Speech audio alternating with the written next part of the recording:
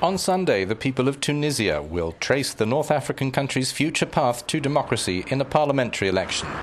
In the aftermath of the Arab Spring uprising of 2010, they voted massively for the Ennahda party, which many say is a moderate Islamist movement. It won and formed a government, but showed a willingness for compromise and voluntarily gave way to a team of technocrats. The other big contender this time around is Nidaa Tounes, a broad-based secularist party. We meet a political historian who tells us that most Tunisians are hoping that their vote will go to those who really deserve it, not like in 2011. Then they voted essentially to drive out figures of the old regime and brought an untested alternative to power. This expert thinks those elected in 2011 will be punished in this vote.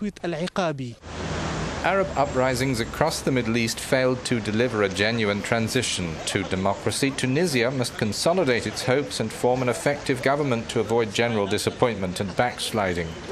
This voter says he hopes the elections will be honest like the last ones. He says Tunisians are trustworthy, aware and cultivated. He hopes the elections will proceed in a spirit of openness and respect.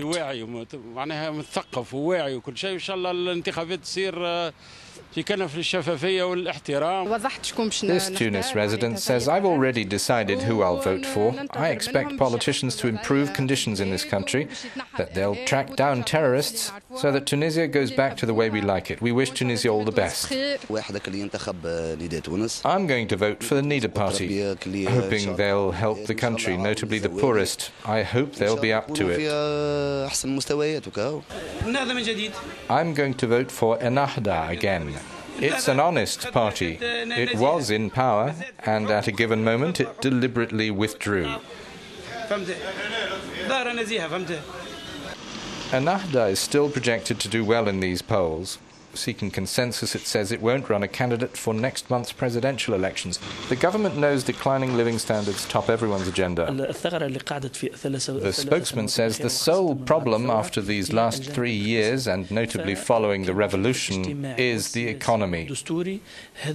Social, political and constitutional affairs have been front and center stage, and economics has sometimes been neglected. The economy is calling us back into line. The budding democracy also has security challenges, but people are less worried about that. They know reform will be needed for the economy to recover and to return to pre-Arab Spring job numbers, which have fallen. This woman says the cost of living is too high. We can't manage, whether for groceries or other goods in stores. The prices are exorbitant. This man says a majority of Tunisians talk openly about the high cost of living. That's the only option we have. We have to understand that and be optimistic, not pessimistic. It's clear that if Tunisia's political transformation is to keep going with relative success, people will have to draw deeply on patience. Our correspondent sums up. 4 years after the revolution, people are still suffering from day-to-day costs, frustrated with politicians. They're fed up waiting for promises that have taken too long to be honoured.